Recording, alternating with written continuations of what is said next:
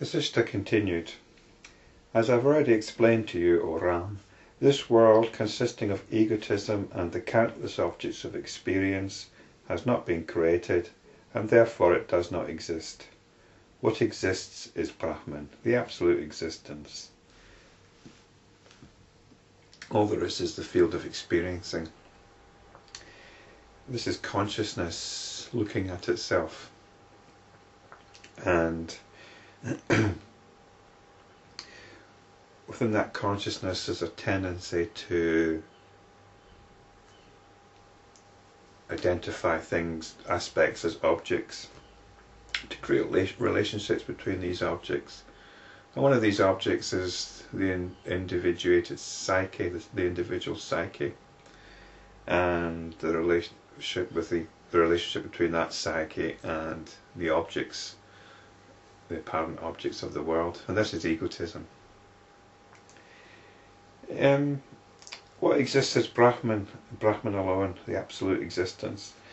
You could even argue that you shouldn't really even apply the term existence or non-existence to Brahman. It seems to imply that there's some cosmic entity existing. I mean, does a dream exist? We have to. But for the sake of talking, the idea here is that there is only Brahman, whether we can say it exists or not. Just as a wave is seen on the calm surface of the ocean when the latter is agitated, even so when the Absolute thinks, as it were, that it is a Jiva, the Jiva nature manifests itself. So the Jiva is the individual psyche. The Absolute doesn't really think. It's just a way of describing things. The Absolute just does what it does. It is as it is.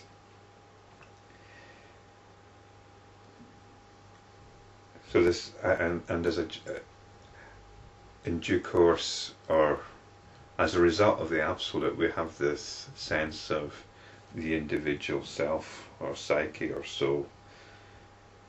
Just as a sleeping person appears to create diverse creatures within himself, without ever abandoning his own unique and sole reality, but by a mere thought or will, the Absolute brings into being these countless creatures, without ever suffering diminution or change.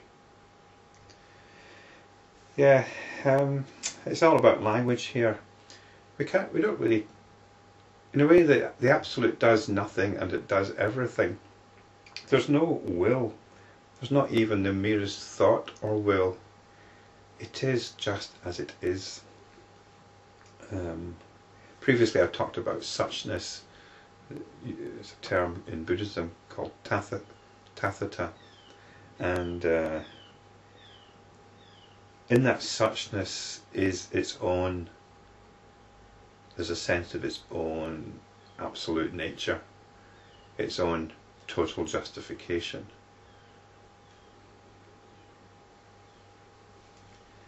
The cosmic form, Virat, of this cosmic consciousness is of course of the nature of pure consciousness, uncontaminated by gross materiality. Virat. Virat is one of these terms, there's quite a few of them in Hinduism, which can be translated or understood as the cosmic person. Basically, it's got form. It's a phenomenal. It's the phenomenal world, really, but it's also a person in the sense that there's intelligence in it. We have this ridiculous attitude to the universe.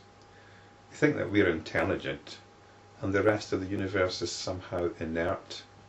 It's somehow unintelligent, and yet. Our intelligence arose from the universe. Our intelligence doesn't really understand the universe, and yet we somehow assume that this thing that we don't understand and which gave rise to our intelligence is somehow dead, is somehow less smart than we are. It's a really peculiar perversion that most of us labour under, that somehow we are the height of intelligence, even though we don't understand this universe which gave rise to our intelligence. We think of the universe as somehow dumb. So this cosmic form, this Virat, is got form, but there's also intelligence there. It's what we live in. It's what is the whole of phenomenal creation, if you like.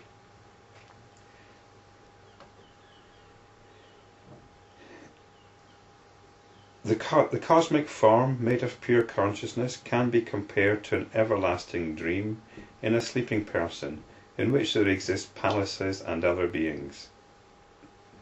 Even the creator Brahma is a mere thought form in this cosmic consciousness. Consciousness reflecting its own thought forms within itself, in all this apparent seer and seen, all of which are mere imaginations.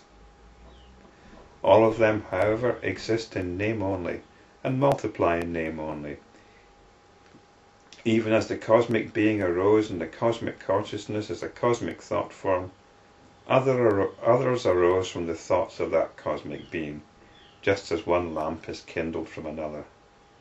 But all of them are none different from that one cosmic being, on account of whose thought vibration they arose. Brahman alone is the cosmic being, Virat, and the cosmic being is all this creation, with the Jiva and all the elements that constitute this creation. So I'm not quite sure it's saying anything different here.